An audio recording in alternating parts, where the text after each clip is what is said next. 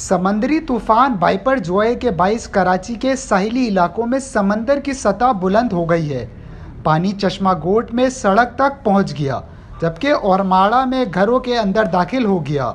हुक्काम के मुताबिक तूफान के मरकज़ में हवाओं की रफ्तार 200 किलोमीटर फी घंटा तक पहुंच गई है, जबकि समंदर में 30 से 40 फीट ऊंची लहरें उठ रही हैं।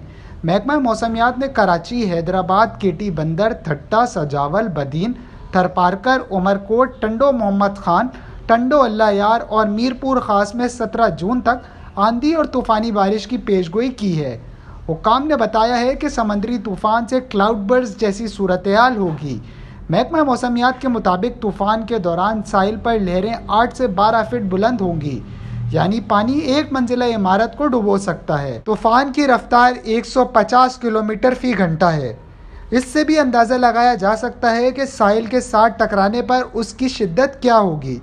हुक्काम का कहना है कि पानी अपने सामने आने वाली हर चीज़ को बहा ले जाएगा और पाकिस्तान और भारत में बड़े पैमाने पर तबाही का खदशा है। यही वजह है कि सिंध हुकूमत की जानिब से मखदूश इमारतें खाली कराने और साहिली इलाकों से 90,000 अफराद को निकालने का हुक्म दिया गया। सिंध हुकूमत ने तमाम ज़िलाई अफसरान और मुलाजिमीन की छुट्टियां मनसूख कर दी हैं।